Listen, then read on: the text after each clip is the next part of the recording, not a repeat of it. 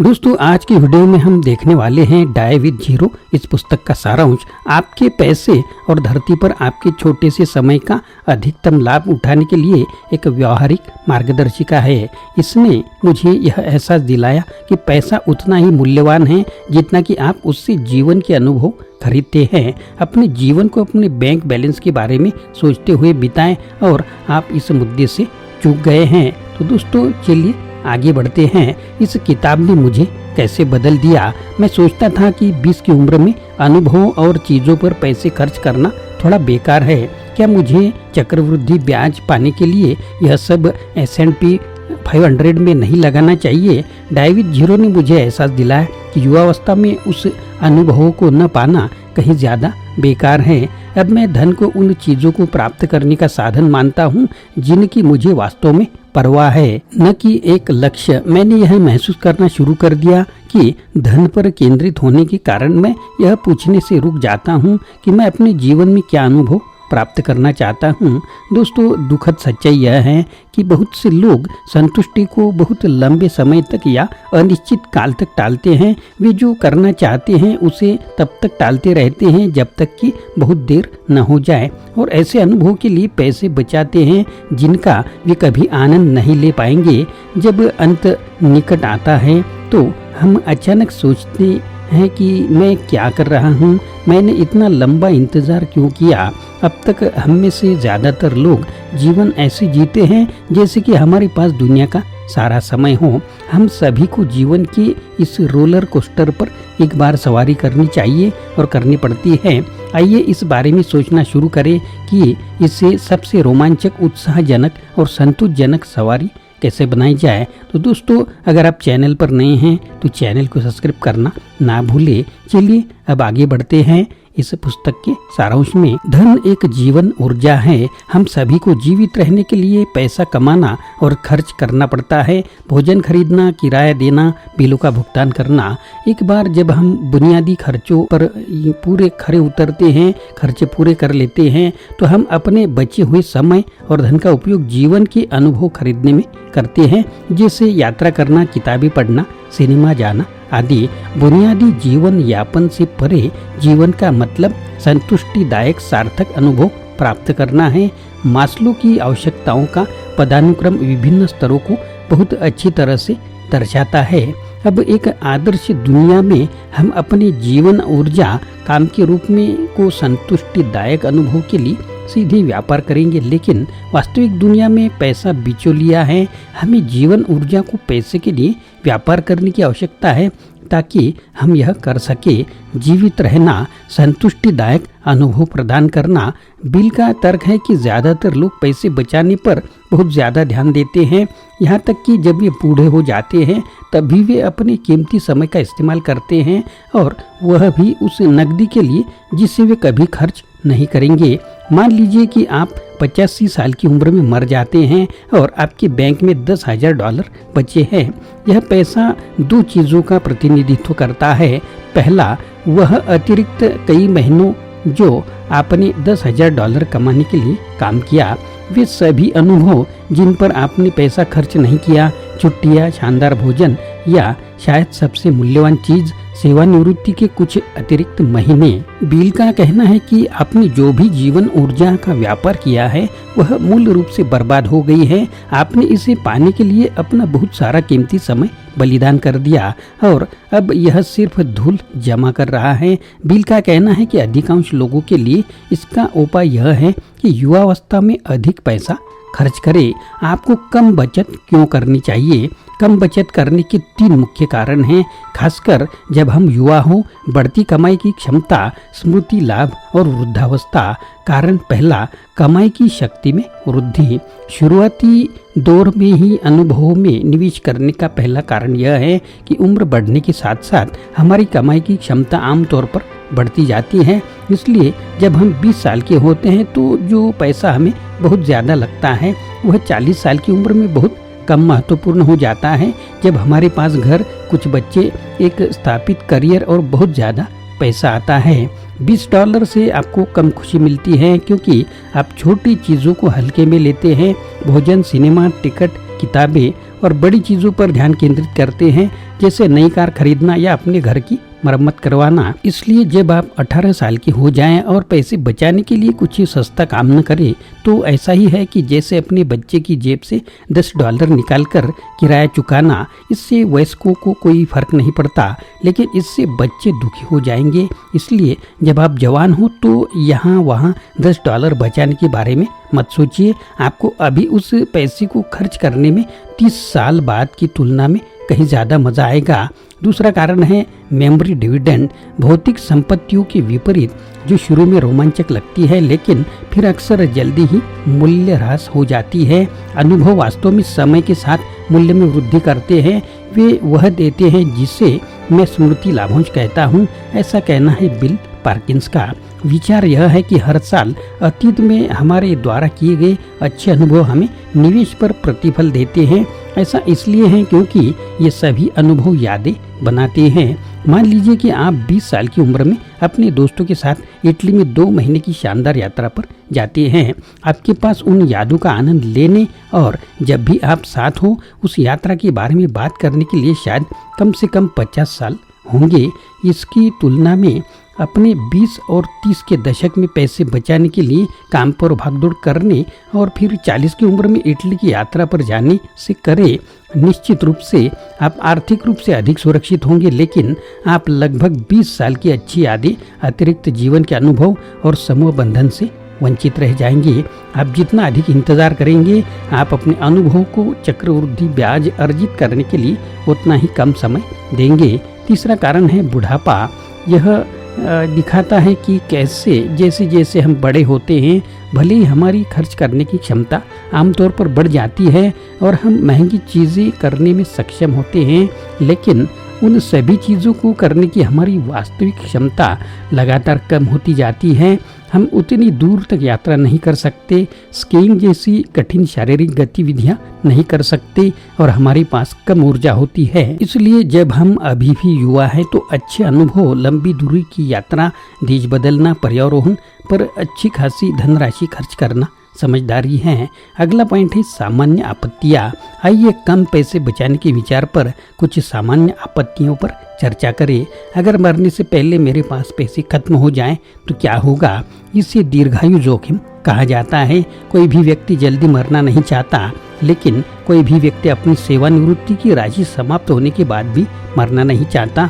लेकिन बात यह है, जो लोग बचत करते हैं वे वास्तव में बहुत अधिक बचत करते हैं और अपनी सेवानिवृत्ति के दौरान जितना भी सोचते हैं उससे बहुत कम खर्च करते हैं। बिल ने अपनी किताब में अपना शिखर जानने के बारे में कई आंकड़े और अध्ययन बताए हैं। असल में आपको कब पैसे बचाना बंद कर देना चाहिए और वास्तव में रिटायर्ड हो जाना चाहिए। मैं यहाँ उनकी सारी गणनाएं नहीं दोहराऊंगा, लेकिन बिल का मुख्य बिंदु यह है कि हम पैसे खत्म होने से बहुत ज़्यादा डरते हैं जितना कि ऐसा होने की संभावना होती है। जो लोग भविष्य के लिए बचत करते हैं वे बहुत ज़्यादा बचत करते हैं और अपने जीवन में बहुत देर तक इंतज़ार करते हैं ताकि वे इसे संतुष्टिदायक अनुभवों पर खर्च कर सके। अगर ऐसा करते भी हैं, एक बार जब आप जीवन यापन के लिए पैसे के लिए काम करने की आदत डाल लेते हैं तो पैसा कमाने का रोमांच वास्तव में जीने के रोमांच से अधिक हो जाता है। ऐसा कहना है बिल पार्किंस का।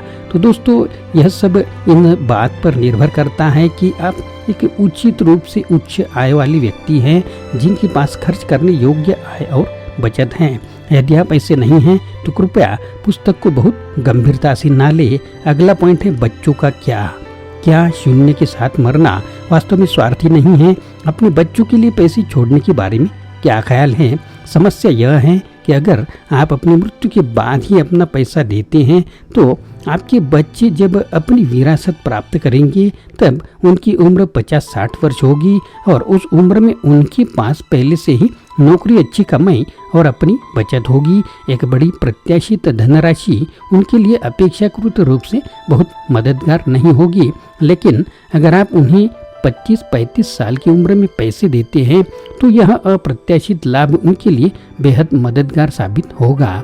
इस उम्र में बड़ी मात्रा में नकदी मिलने से आपके बच्चे ये कर सकते हैं। क्या कर सकते हैं? घर पर जमा राशि जमा करें, अपनी खुद की कंपनी शुरू करें, अपने स्वयं के बच्चे पैदा करने का खर्च उठा सके। किराया कमाने के लिए भयानक नौकरियां करने के बजाय दिलचस्प करियर अपनाएं। अपने बच्चों को पैसे देने के लिए अपनी मृत्यु तक इंतज़ार मत कीजिए। अगर आप ऐसा करने जा रहे हैं तो ऐसा तब करें जब आप जीवित हों और जब वे छोटे हों, जब पैसा सबसे ज़्यादा कारगर होगा। अगला पॉइंट है दान के बारे में क्या। यही तर्क दान के बारे में भी लागू होता है। दान के लिए अभी पैसे की ज़रूरत है। दुनिया में अभी लोग मर रहे हैं, इसलिए अपने पैसों को जल्द से जल्द दान करना एक अच्छा विचार है। खासकर अगर आप जलवायु परिवर्तन जैसी कुछ समस्याओं को और भी बदतर होने से रोक सकते हैं। अगर आप चाहते हैं कि आपका पैसा यथासंभव दूर तक जाए तो चैरिटी रिसर्च आप सर्च करके वहाँ दे सकते हैं। अगला पॉइंट है कार्यान्वयन योग्य सलाह।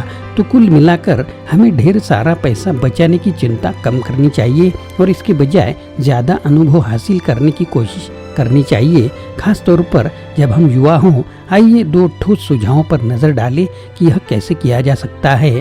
पहला, अपने जीवन को समयबद्ध करें। अच्छे जीवन के अनुभव के लिए आपको 3 बुनियादी संसाधनों की आवश्यकता होती है: खाली समय, पैसा और स्वास्थ्य। आपके जीवन के अलग अलग बिंदुओं पर इनके अलग अलग स्तर होते हैं।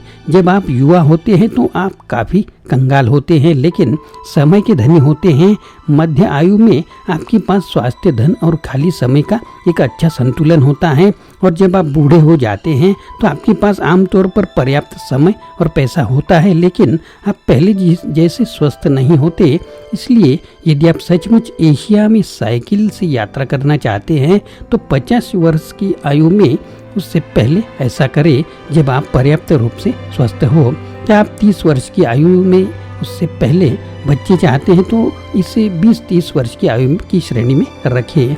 और यदि कुछ महंगी चीज़ें हैं जिन्हें आप किसी दिन करना चाहेंगे लेकिन अभी वे आपकी प्राथमिकताएं नहीं हैं तो उन्हें बाद के लिए टाल दें।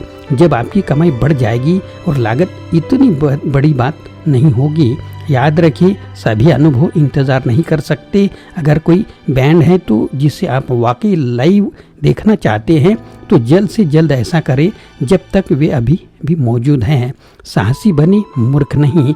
जब आप युवा हों और आपके पास खोने के लिए ज़्यादा कुछ ना हो तो सबसे बड़ा जोखिम उठाए। अगर आप असफल हो जाते हैं तो आपके पास खुद को फिर से खड़ा करने के लिए ज़्यादा समय होता है, लेकिन अगर जोखिम का फ़ायदा मिलता है तो मुनाफे का मज़ा लेने के लिए आपके पास पूरी ज़िंदगी होती है। जोखिम इनाम अनुपात असममित है, इससे इनाम वास्तव में आपके पक्ष में होता है। मान लीजिए कि आप 20 साल की उम्र में एक छोटा व्यवसाय शुरू करने के लिए $1000 का दांव लगाते हैं और यह विफल हो जाता है। आप भविष्य में आसानी से यह पैसा वापस कमा सकते हैं, लेकिन अगर व्यवसाय चल निकलता है तो यह आपको करोड़पति बना सकता है। यही बात नए शहर में जाने या संभावित रूप से बड़े लाभ वाले कुछ अन्य बड़े जीवन निर्णयों पर भी लागू होता है। बिल बताते हैं कि जोखिम न उठाने का नकारात्मक पक्ष भावनात्मक है। संभवतः जीवन भर यह सोचते रहना पड़ता है कि क्या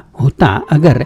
किसी महत्वपूर्ण लक्ष्य को पूरे दिल से हासिल करने पर गर्व की भावना होती है।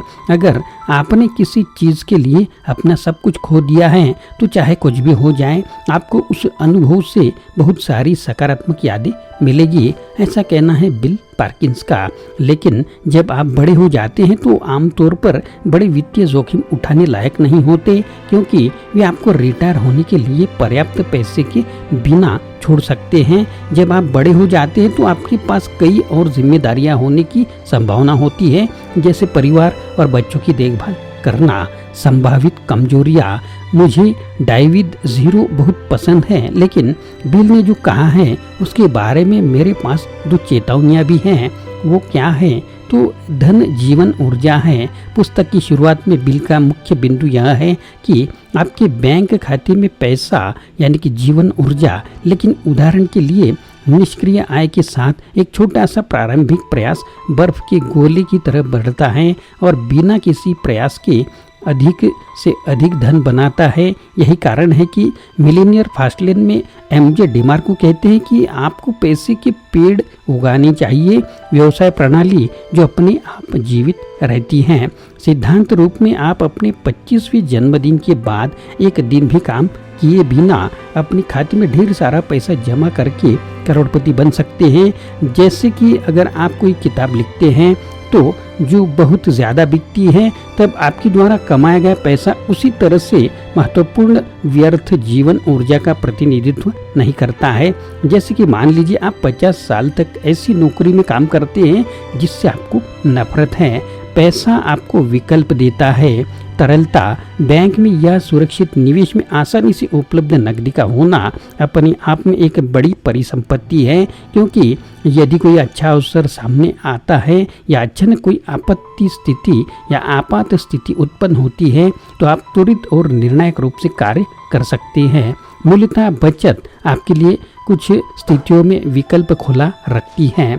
जैसे मेक्सिको में अपने सपनों का रिटायरमेंट घर खोजे, किसी मित्र की नई कंपनी में निवेश करना चाहते हैं, मेडिकल बिल का भुगतान करना है। बैंक में पैसा होने से आप तुरंत ही कुछ करने की हिम्मत कर सकते हैं। इसलिए कोई व्यक्ति समझदारी से और खुशी खुशी अपने बैंक खाते में मरने तक बहुत सारा पैसा रख सकता है ताकि वे विकल्प खुले रहे। तो दोस्तों, कुल मिलाकर मैं डाई विद जीरो की पुरजोर सिफारिश करता हूँ। मुख्य संदेश यह है, इतना बचत न करें कि आप अपने जीवन का आनंद लेना भूल जाए। तो दोस्तों, यह वीडियो आपको कैसा लगा जरूर कमेंट बॉक्स में लिखिए। अगर नए हैं तो चैनल को सब्सक्राइब करना ना भूले। आशा करता हूँ दोस्तों यह वीडियो आपको पसंद आया होगा। अगर पसंद आया है तो लाइक करें, शेयर करें, चैनल को सब्सक्राइब करें, अपने दोस्तों को और ग्रुप को भी यह वीडियो फॉरवर्ड करें। फिर से मिलेंगे अगले वीडियो में। आप सभी का वीडियो देखने के लिए बहुत बहुत शुक्रिया।